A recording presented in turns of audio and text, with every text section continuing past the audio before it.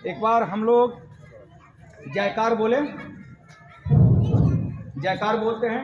भारत माता की, भारत माता की, भारत माता की, वंदे वंदे वंदे, जय श्री राम, जय श्री राम। हमारे पिता तुल्य अभिभावकों और कंधे से कंधा और कदम से कदम मिलाकर चलने वाले मेरे देश प्रेमी साथियों, आज आपके गांव में मुझे दूसरी बार आने का मौका मिला है। दूसरी बार आने का मौका मिला जिसमें इसमें हम डेट बता करके आए कि आज मुझे आना है, लेकिन पहली बार जो आए थे तो अचानक आए थे। अचानक हम आए थे और अचानक मुझे जाना ही है सभी जगह। मैं पिछले 8 महीना से सीतामढ़ी के गांव गांव में घूम रहा हूं, जनसंपर्क कर रहा हूं, लोगों से बात कर रहा हूं। सबसे पहले मेरे बारे में आप जानिए, मैं क्या हूं। मैं दिल्ली में टीचर था, दिल्ली में टीचर शिक्षक, और मैं इस देश को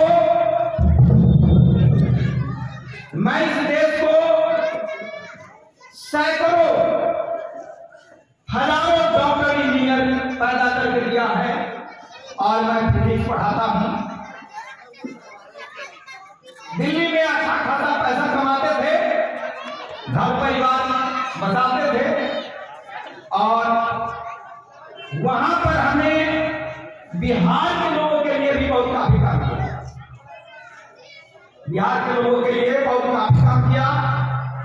और मैं राष्ट्रीय स्वयंसेवक संघ, आप लोग जानते हैं, राष्ट्रीय स्वयंसेवक संघ RSS, इसका कार्य करता हूं। राष्ट्रीय स्वयंसेवक संघ का कार्य करता हूं, और पिछले 8 महीना से जो मैं गांव गांव घूम रहा हूं, उसका लक्ष्य है। क्या लक्ष्य है? बातों को समझिएगा। जब मैं सीतामढ़ी में आया, हमारा गांव हरिबेला है, सीतामढ़ी में हमने आया तो यहां देखा कि किसानों की हालात बड़ी खराब है। किसानों की हालत खराब है। यहां विद्यालय है, शिक्षक नहीं है। मैंने दिल्ली में अपने कुछ मित्रों से बात किया तो कहें कि जब तक आप बिहार में हैं, जब तक आप सीतामढ़ी में हैं, आप एक काम कीजिए, और वह क्या कि वहां के लोगों का समर्थन आप कीजिए, लोगों का समर्थन आप कीजिए। मेरे मित्रों, मैं हाई कमान के आदेशानुसार चलता हूं। शुरू में जब मैं अपने गांव में लोगों को कहा कि मैं सीतामढ़ी संसदीय क्षेत्र के हर एक गांव में पहुंच रहा हूं, तो लोग चुटकी लेते, क्या आपके गांव में तो घर ही नहीं है, गांव में घर नहीं है, 6 फुट ढलाई है, उस पर घर नहीं है, और 2 कट्ठा जमीन है, आप क्या चुनाव लड़ेंगे? मैंने हाईकमान से बात किया, दिल्ली हमारे जो स्वयंसेवक है उनसे हमने बात की। उन्होंने कहा बड़े शब्दों में कि आपको मैंने मैदान में उतारा है, आपको हमने मैदान में उतारा है, तो अकेला एक गाड़ी से चलना है, और अकेले जाना है, आपके साथ 4-10 लोग नहीं जाएंगे। जैसे बीजेपी का कोई नेता है, आरजेडी का कोई नेता है, लोजपा के कोई नेता है, 5 गाड़ियों से चलते हैं, ऐसे आपको नहीं जाना है। आपको अकेला जाना है, अचानक जाना है, लोगों के बीच में उतरना है, लोगों से बात करना है। मेरे मित्रों, मैं चला मैदान में।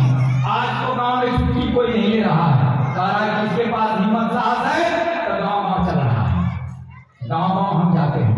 मेरे मित्रों, समुद्र मंथन के बारे में आप सुने होंगे, समुद्र मंथन के बारे में आप सुने होंगे।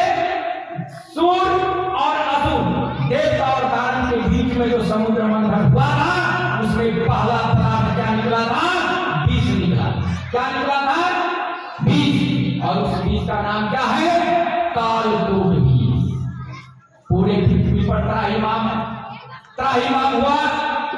भगवान शंकर के पास सभी पहुंचे और भगवान शंकर ने अपने अंजलि से उस भयानक विष को पी गए और विष के पीने के बाद उनका कंठ नीला बन गया। आज भगवान शंकर नीलकंठ के नाम से जाने जाते हैं। मेरे मित्रों, जो विष को पी जाता है, जो विष को पी जाता है, वही सुरेंद्र सिंह के शब्दों में शंकर कहलाता है, शिव कहलाता है। तो आज बहुत सारे लोग उंगली उठाते और ये कहते फिरते कि सुरेंद्र सिंह कुशवाहा गांव कैसे घूमता है। तो एक दो दिन की बात नहीं है, एक दो दिन की बात नहीं है। मैं पिछले 8 महीना से क्षेत्र में घूम रहा हूँ और सभी जगह अपने विचारों को रख रहा हूँ। मेरे मित्रों, आप सपने देखते हैं, सपने आप देखते हैं और उस सपने पर कदम रखते हैं और चलते हैं, सपना पूरा जरूर होता है। मेरे मित्रों, आप सभी लोग इस बात को जानते हैं, सभी लोग इस बात को जानते हैं कि एक महिला संतान को पैदा करती है तो कितनी दर्द उठाना पड़ता है। एक महिला संतान को, बच्चों को पैदा करती है तो कितना दर्द झेलना पड़ता है। शायद एक हाथी के बल के बराबर, एक हाथी के दर्द के बराबर।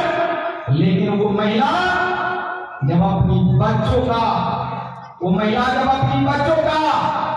पहली आवाज सुनती है, तो उस महिला की पहली आवाज जो कानों में पहुंचती है, किनकी?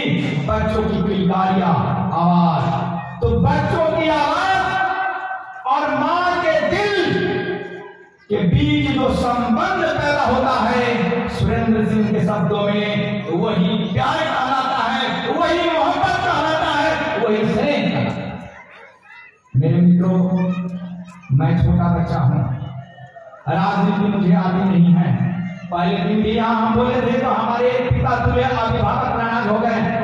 आज भी मैं उनको कहने के लिए गया कि चलिए हमारी बात तो सुनिए, नाराज हो गए।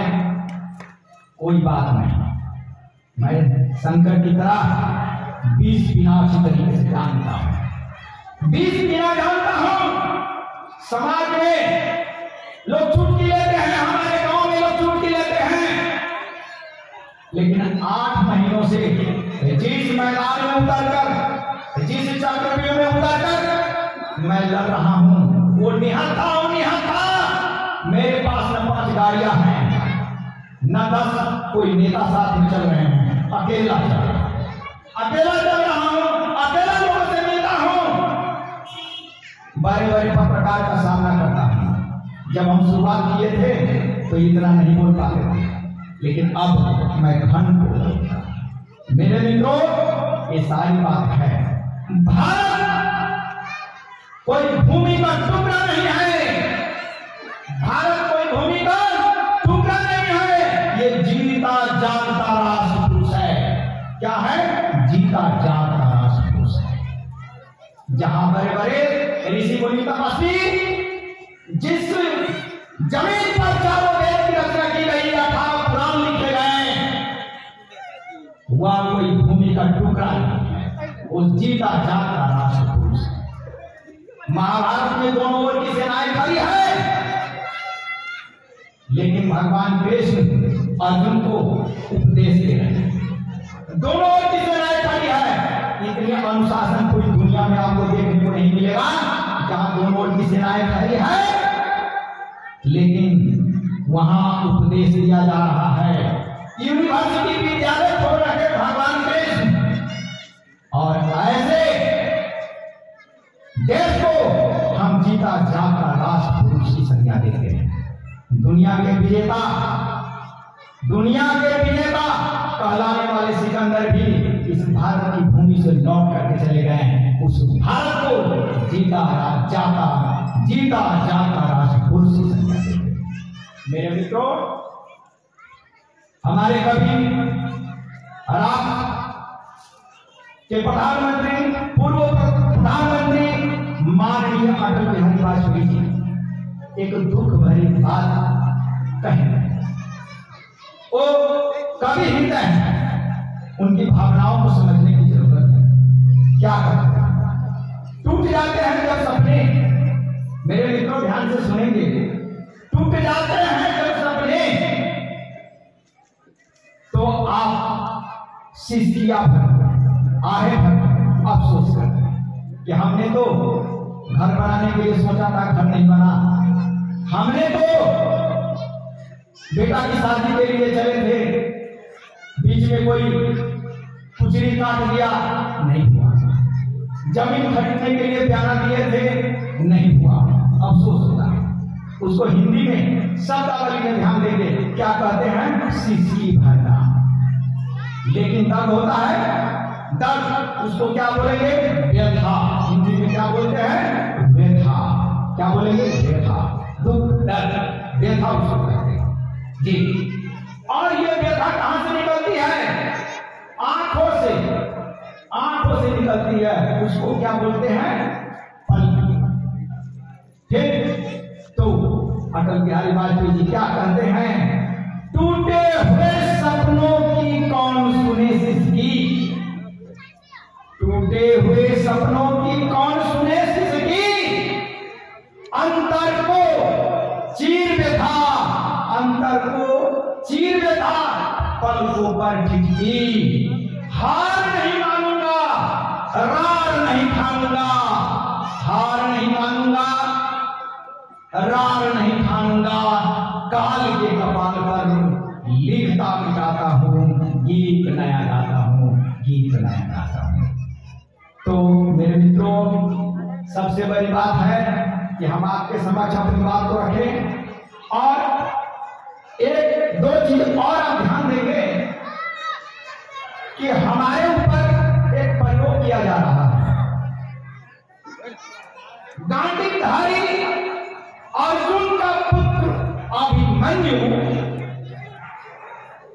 जब चक्रव्यूह में प्रवेश किए तो तीर भाला बर्छी लेकर प्रवेश किए और योद्धाओं का सामना किए।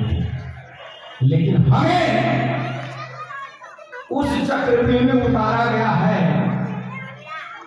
उस जगह पर मुझे लड़ने के लिए छोड़ा गया है जहां बड़े बड़े सुरमा, बड़े बड़े योद्धा, बड़े बड़े राजनीतिज्ञ के पास पैसा है, आदमी है, गुंडा है, यानी वही तीर धनुष। लेकिन मेरे पास मेरे मित्रों न पैसा है, न गुंडा है, न चार गाड़ियां है, कुछ नहीं। मैंने अपने कुछ मित्रों से दिल्ली में बात किया कि मैं सामना कैसे करूंगा, तो कहा कि आप संघ के कार्यकर्ता है, अंगारों पर चलना सीखिए, अंगारों पर चलना सीखिए, तब आप देश को बचाएंगे, अन्यथा देश नहीं बचेगा। तो मेरे मित्रों, मैं वह योद्धा हूं, मैं वह योद्धा हूं जिसके पास तीर कमान नहीं है, गुंडा मवाली नहीं है, पढ़ा लिखा हूं, फिजिक्स पढ़ाता, दिल्ली में बहुत को डॉक्टर इंजीनियर बनाए। मेरे पास गुंडा मवाली नहीं है, पैसा नहीं है, फिर भी 8 महीना से गांव गांव जाता हूं, लोगों से मिलता हूं, बात करता हूं, लड़ता हूं। हमारे पास रात को फोन आती है, रात को फोन आती है, आप फलाने जगह गए हैं, वहां को फलाने पार्टी का पूरा वोट है। तो हमने उनसे कहा कि आप वोट किसको दे दीजिए, तो नहीं, इस इलाके में मत आइए। हमने कहा कि ये भारत आपका भी है और हमारा भी है, और हम जाएंगे, और हम जाते हैं, रुकते नहीं। हमारे पास सैकड़ों कॉल्स आते हैं, फोन आते हैं, डरावनी धमकी भरा, लेकिन मैं कोई सिक्योरिटी गार्ड लेकर नहीं चलता, कोई सिक्योरिटी गार्ड लेकर नहीं चलता, और नहीं मैं 4 गाड़ियां से चलता, और नहीं हमारे पास पैसे हैं। साधारण वेशभूषा में चलता हूँ, 3-4 आदमी से चलता हूँ। अंदाजा लगा लीजिए कि मैं कितने बड़े चक्रव्यूह में फंसे लोगों का सामना कर रहा हूं, चक्रव्यूह में सामना कर रहा हूं। तो मैं हिम्मत वाला हूं, साहसी हूं। आने वाले वक्त में सीतामढ़ी की तस्वीर और तकदीर दोनों बदलेंगे, और इसलिए मुझे लगता है मैं कोई सामान्य आदमी नहीं। जिस संगठन का हाथ मेरे माथे पर है, जिस संगठन का सिपाही बनकर मैं गांव-गांव घूम रहा हूं, उस संगठन के एक इशारे पर भारत की सिंहासन हिल जाती है। इसीलिए घबराने की जरूरत नहीं। मैं धनुर्धर और चक्रव्यूह में हूं, राजनीतिक चक्रव्यूह में चल रहा हूं, लेकिन बड़े बड़े सुरमा को प्राप्त करने के लिए मेरे पास धनुष की जरूरत नहीं है। मैं तो यूं ही उसे प्राप्त करूंगा। धनुर्धर के लिए धनुष की जरूरत नहीं है। हमारी हाथ से, हमारी आंख से तीर निकलते और उठा जाते। मेरे मित्रों, आप लोगों ने ताजमहल का नाम सुना होगा, ताजमहल का नाम सुना होगा, लाल किला का नाम सुना होगा। क्या लाल किला का? तो मेरे मित्रों इस बात को ध्यान रखिए, लोग ये कहते हैं कि ताजमहल बनाने वाले बहुत अच्छे कलाकार हैं। क्या है? अच्छे कलाकार हैं। लाल किला बनाने वाले अच्छे कलाकार। अच्छे कलाकार किस बात का भाई? अच्छे कलाकार किस बात का? आप जरा सा ध्यान से सुनेंगे। 1 मिनट, ये थोड़ा सा कार्यक्रम थोड़ा रोक रखिए, हम बोलते हैं, ऐसे फूल की जरूरत नहीं है। तो कलाकार किसका नाम है? कलाकार किसका नाम है? कलाकार का परिभाषा, जिस कलाकार ने संगमरमर पत्थर से ताजमहल को बनाया वो नकली कलाकार है। क्या है? नकली कलाकार। जो कलाकार लाल पत्थर से लाल किला को बनाया वो नकली कलाकार है। असली कलाकार क्या है? कलाकार क्या मतलब क्या होता है? जो बालू की रेत पर, जो बालू की रेत पर, बालू की रेत से ताजमहल और लाल किला जैसी इमारत को खड़ा कर दे, सुरेंद्र सिंह के शब्दों में वही असली कलाकार कहलाता है, बाकी नकली। हमें कलाकारी पेश करने के लिए सीतामढ़ी में उतारा है। हमारे पास 10 गाड़ियां नहीं, 10 नेता मेरे साथ नहीं चलते। जहां जाता हूं गांव के लोगों से मिलता हूं, बात करता हूं, गांव के लोगों के पास अपने विचार रखता हूं, अपनी चीज को रखता हूं। मैं सीतामढ़ी के संदर्भ में एक बात सोचा, और कई लोगों ने हमारे बारे में गांव में टीका टिप्पणी किए। मैंने उनको कहा शुरू में, और आज टीका टिप्पणी करना बंद कर दिया, क्योंकि लोगों को पता है कि यह 25 लाख रुपया से ज्यादा खर्च कर दिया है, लेकिन इसके पास औकात नहीं। गांव में जाके हर जिला में घर नहीं है, घरारी क्षेत्र है, 8 फुट हो घर नहीं। मैं डोरा में रहता हूँ, एक फ्लैट में, वहां पर रहता हूँ। जमीन मात्र मेरे पास 2 कट्ठा है, लेकिन हाँ पढ़ा लिखा मैं हूँ, और मैं जन संवाद में और बात रखूंगा। तो इस बात को देखिए कि सीतामढ़ी के संदर्भ में मैंने सोचा कि आदर्श सीतामढ़ी बनाऊंगा। क्या बनाऊंगा? आदर्श सीतामढ़ी। आदर्श सीतामढ़ी, सीतामढ़ी विकसित हो, सीतामढ़ी में अच्छी शिक्षा की व्यवस्था हो, सड़क नाली की व्यवस्था हो, यह हमने मांग किया। और सीतामढ़ी के लिए हम चुनाव लड़ेंगे, जीत मिले या हार मिले, लेकिन सीतामढ़ी की आवाज पार्लियामेंट में अवश्य उठेगी। सीतामढ़ी की आवाज पार्लियामेंट में अवश्य सुने। मेरे मित्रों, रामधारी सिंह दिनकर की एक कविता आप सुने होंगे। क्या कहते हैं? हटो भयो तुम एक पंथ से, स्वर्ग लूटने हम आते हैं। दूध दूध को वत्स तुम्हारा, दूध लाने हम जाते हैं। भयो बादल, हटो भयो तुम एक पंथ से। ए बादल तुम हट जा, रास्ते से हट जा, स्वर्ग से हमें वहां पहुंचने दे। मतलब कि मेरे रास्ते में जो बाधाएं हैं उसे मैं पार करूंगा, जो बाधाएं वो पार करूंगा और अपने सीतामढ़ी के विकास के लिए भारत सरकार के खजाने को लाऊंगा।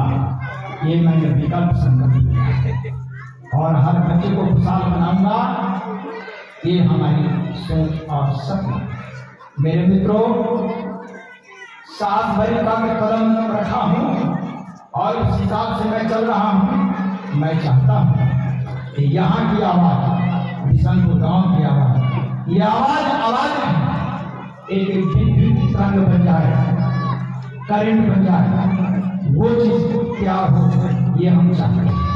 ये हमारी सोच है, ये हमारी विचार है।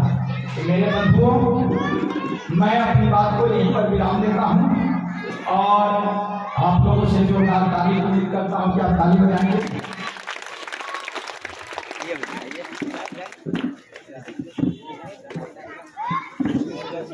सुरेंद्र कुशवाहा सर की जय, सुरेंद्र कुशवाहा सर की जय।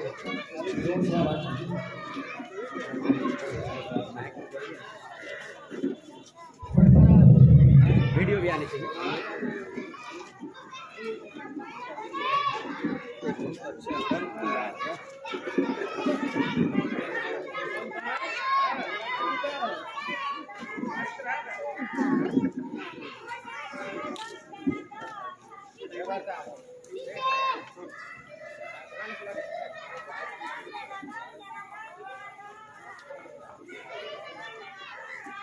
आप लोगों का बहुत बहुत प्यार है, स्नेह है और आप लोगों का कदम से कदम मिलाकर हम चाहते हैं कि चले और सीतामढ़ी को एक उन्नत सीतामढ़ी बनाएं और मेरे बारे में पता लगाएं कि मैं कितना कर्मठ हूँ